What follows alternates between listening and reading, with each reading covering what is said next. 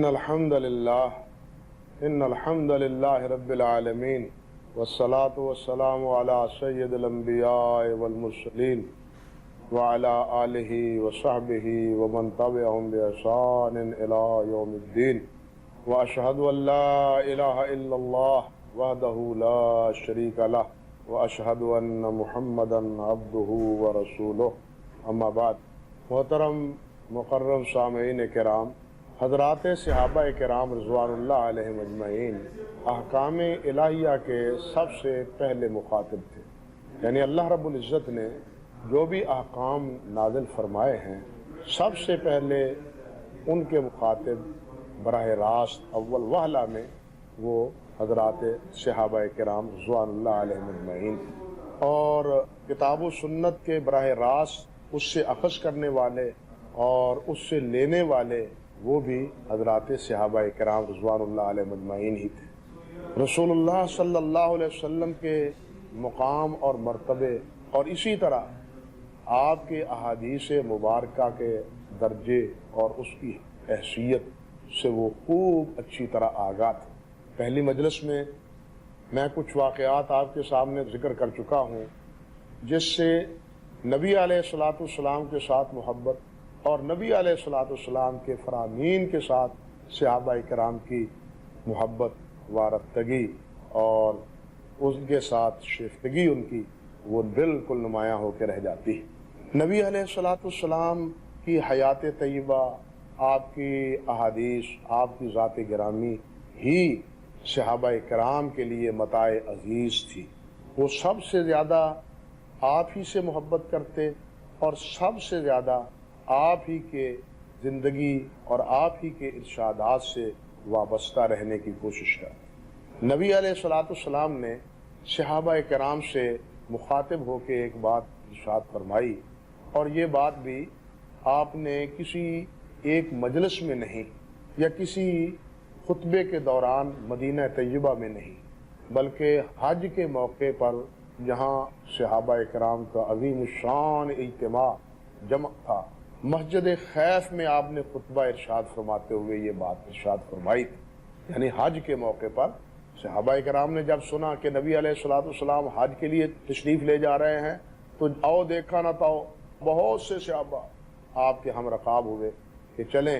آپ کی معیت میں حج بھی کرتے ہیں اور دیکھتے ہیں کہ حج کا طریقہ اور سلیقہ کیا ہے۔ چنانچہ نبی علیہ الصلوۃ والسلام نے حج کے موقع پر مسجد خیف میں ایک مرتبہ خطبہ ارشاد فرمایا۔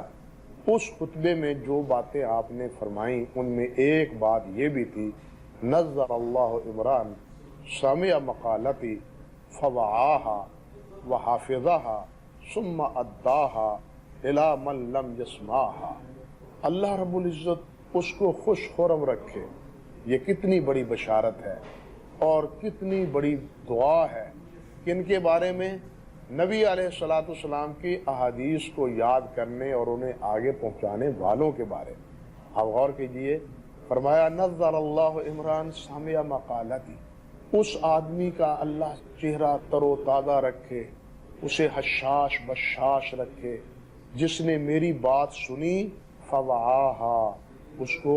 اس نے یاد کیا، وہ حافظہ، اس کو محفوظ رکھا، ثم اداہا، پھر اس کو آگے بیان کیا، الی من لم یسمعھا، جس نے میری وہ بات نہیں سنی تھی۔ یعنی جس نے مجھ سے سنا، سن کے اس کو یاد کیا، یاد کر کے آگے دوسروں تک پہنچایا جنہوں نے اس کو سنا نہیں تھا،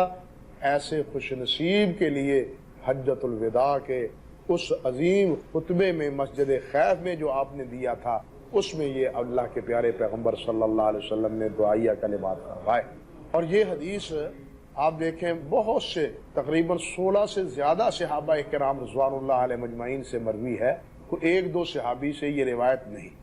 ظاہر بات ہے کہ مجمع عام میں یہ روایت نبی علیہ السلام نے بیان فرمائی تو یہ ایک دو صحابی تو اس کو بیان کرنے والے نہیں ہوں گے نا، تو بہت سے صحابہ اس کو روایت کرنے والے ہیں، حتیٰ کہ علامہ سیوطی رحمۃ اللہ علیہ نے الاظہار المتناصرہ میں اس کو ذکر کیا ہے۔ یہ اظہار المتناصرہ وہ کتاب ہے جس میں انہوں نے متواتر احادیث مبارکہ کو جمع کیا ہے، تو انہی روایات میں سے ایک یہ روایت ہے جو میں نے آپ کے سامنے ذکر کی ہے،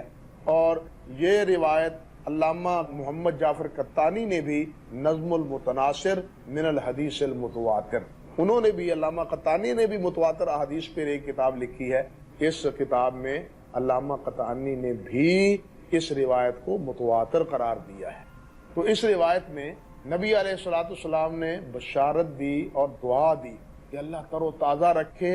اور تر و تازہ یقیناً رکھے گا اللہ تعالیٰ۔ جب اللہ کے نبی کی دعا ہے تو اس کا صلہ ان حاملین کو اللہ عطا فرمائے گا۔ اللہ اکبر۔ اسی طرح نبی علیہ الصلوۃ والسلام نے ایک موقع پر ایک وفد آیا، وفد بنو قیس قبیلہ تھا، قیس قبیلے کے افراد آئے، انہوں نے دین کے احکام سیکھے، ایمان کے مسائل سیکھے، نماز کے مسائل سیکھے، زکوٰۃ کے مسائل سیکھے۔ یہ سارے مسائل سیکھنے کے بعد جب وہ بالآخر جانے لگے تو نبی علیہ الصلوۃ والسلام نے ایک بات انہیں ارشاد فرمائی، فرمایا احفظوہ واخبروا من وراءکم،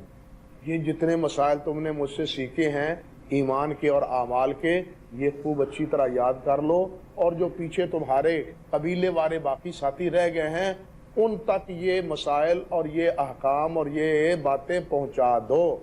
اب دیکھیے ان دونوں احادیث میں، یعنی پہلی حدیث میں بھی اور اس حدیث میں بھی نبی کریم صلی اللہ علیہ وسلم نے ایک بات ارشاد فرمائی، کیا کہ جن کے پاس میرا یہ فرمان نہیں پہنچا اور جنہیں یہ فرمان میرا پہنچ گیا ہے ان کی ذمہ داری ہے کہ وہ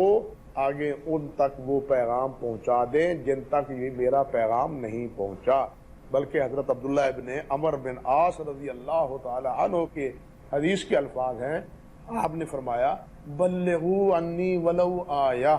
میری طرف سے ایک بات بھی اگر تمہیں پہنچے تو اسے آگے پہنچا دو۔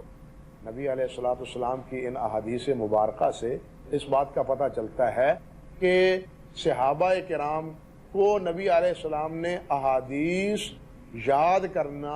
اور یاد کر کے آگے جن تک میری احادیث نہیں پہنچی ان تک پہنچانے کا حکم نبی علیہ الصلوۃ والسلام نے دیا۔ اب آپ دیکھیں جن کے سامنے نبی علیہ الصلوۃ والسلام کی حیات طیبہ ہی سب سے زیادہ متاع عزیز ہو اور آپ کے ارشادات اور آپ کے فرامین ہی سب سے زیادہ مقدس اور محترم ہوں، وہ آپ کی احادیث حاصل کرنے، ان کو یاد کرنے اور ان سے وابستہ رہنے کی کتنی تگ و دو کرتے ہوں گے، اس کا تصور تو ہم نہیں کر سکتے، لیکن کچھ واقعات سے یہ باتیں ہمارے سامنے آتی ہیں۔ نبی علیہ الصلوۃ والسلام نے آگے بڑھنے سے پہلے ایک بات اور بھی یہاں میں کہے بغیر نہیں رہ سکتا، وہ بھی اسی بات کے متعلق ہے۔ آپ دیکھیے حج کے موقع پر نبی علیہ الصلوۃ والسلام نے ایک بات اور بھی ارشاد فرمائی تھی، آپ نے فرمایا لِيُبَلِّغِ الشَّاهِدُ مِنْكُمُ الْغَائِبَ، آپ نے خطبہ ارشاد فرمایا جو حجۃ الوداع کا مشہور خطبہ ہے، کتابوں میں موجود ہے، رسائل میں موجود ہے۔ نبی علیہ الصلوۃ والسلام نے ارشاد فرمایا جو تم میں یہاں موجود ہیں وہ ان لوگوں تک میری یہ باتیں پہنچا دیں جو یہاں موجود نہیں ہیں۔ یہ نبی علیہ الصلوۃ والسلام نے تمام صحابہ کرام کو مخاطب ہو کے یہ بات فرمائی۔ حضرت انس نبی علیہ الصلوۃ والسلام جو خادم رسول کے لقب سے معروف، خادم رسول اللہ صلی اللہ علیہ وسلم، حضرت انس چھوٹے تھے،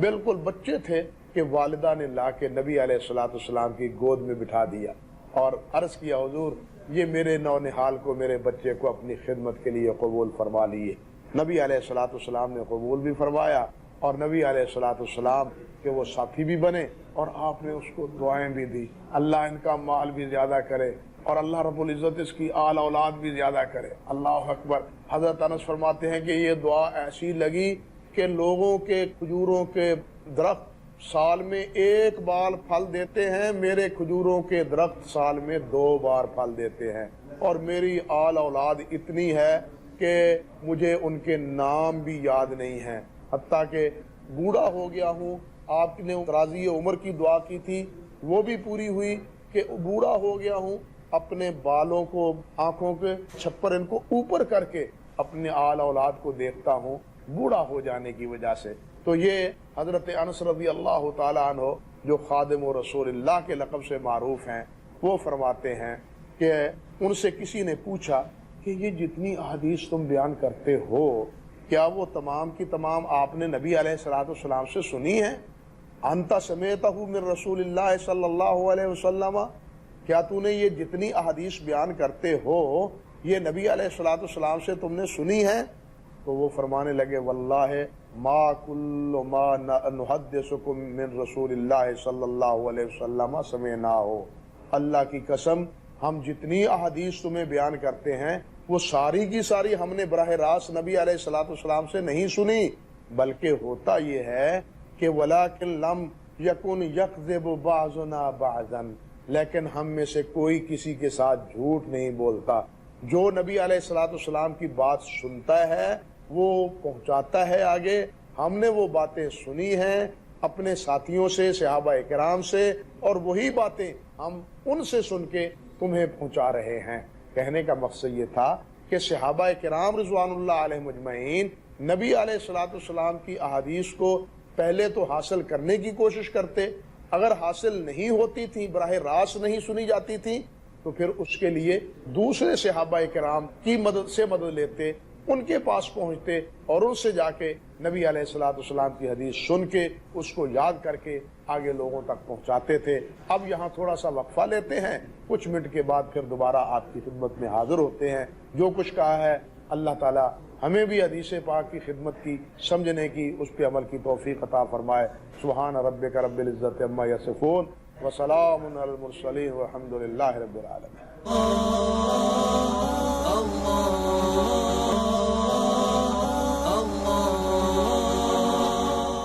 السلام علیکم ورحمۃ اللہ وبرکاتہ۔ معزز و مکرم سامعین کرام، میں آپ کے سامنے عرض کر رہا تھا کہ صحابہ کرام رضوان اللہ علیہ مجمعین کے نزدیک ان کی زندگی میں سب سے زیادہ متاع عزیز نبی علیہ الصلوۃ والسلام کی ذات گرامی تھے اور آپ کے ارشادات۔ آپ اندازہ کریں صحابہ کرام سے نبی علیہ السلام جب کبھی دین کی خدمت کے لیے مال کی قربانی کی دعوت دیتے تو صحابہ کرام مال لا کے نچھاور کر دیتے، بلکہ روایات میں آتا ہے صحابہ فرماتے ہیں اے اللہ کے رسول، وہ مال جو آپ کی خدمت میں ہم پیش کرتے ہیں، اللہ کی قسم وہ مال ہمارے نزدیک زیادہ محبوب ہے ہمارے اس مال سے جو ہم اپنے گھروں میں چھوڑ کے آتے ہیں۔ اللہ اکبر کبیرہ،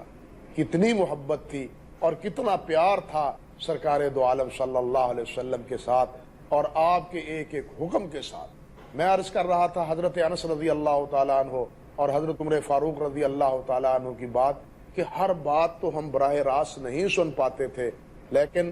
جنہوں نے نبی علیہ الصلوۃ والسلام سے سنا ہوتا تھا ہم ان کے پاس جاتے اور وہی بات ان سے سن کے، نبی علیہ السلام سے سن کے ہم یاد کرتے تھے۔ حضرت براء ابن عازب رضی اللہ تعالیٰ عنہ بڑے جلیل القدر صحابی ہیں، وہ بھی بیان فرماتے ہیں، ان سے بھی اسی طرح پوچھا گیا کہ براء یہ جتنی احادیث تم بیان کرتے ہو یہ ساری کی ساری تم نے احادیث نبی علیہ الصلوۃ والسلام سے سن رکھی ہیں؟ تو حضرت براء نے بھی یہی بات فرمائی تھی کہ اللہ کی قسم نہیں،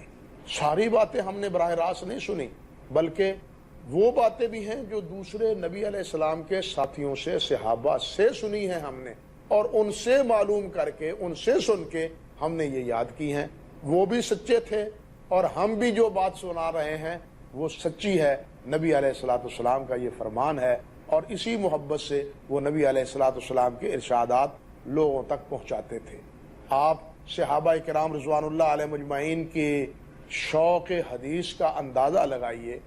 اس واقعے سے جو حضرت جابر بن عبداللہ رضی اللہ تعالی عنہ کے بارے میں احادیث میں اور تاریخ میں موجود ہے۔ خطیب بغدادی رحمۃ اللہ علیہ نے بھی اس کو ذکر کیا ہے، بلکہ امام احمد بن حنبل رحمۃ اللہ علیہ نے، امام حاکم رحمۃ اللہ علیہ نے مستدرک میں بھی ذکر کیا ہے۔ حضرت جابر بن عبداللہ رضی اللہ تعالی عنہ انہیں ایک دفعہ، حالانکہ ان سے 1506 احادیث ان سے مروی ہے، وہ خود فرماتے ہیں حضرت جابر رضی اللہ تعالی عنہ کہ مجھے پتہ چلا کہ نبی علیہ الصلوۃ والسلام کے ایک صحابی عبداللہ ابن انیس ہیں رضی اللہ تعالی عنہ، اور وہ ایک حدیث نبی علیہ الصلوۃ والسلام کی بیان فرماتے ہیں۔ تو حضرت جابر بن عبداللہ رضی اللہ تعالی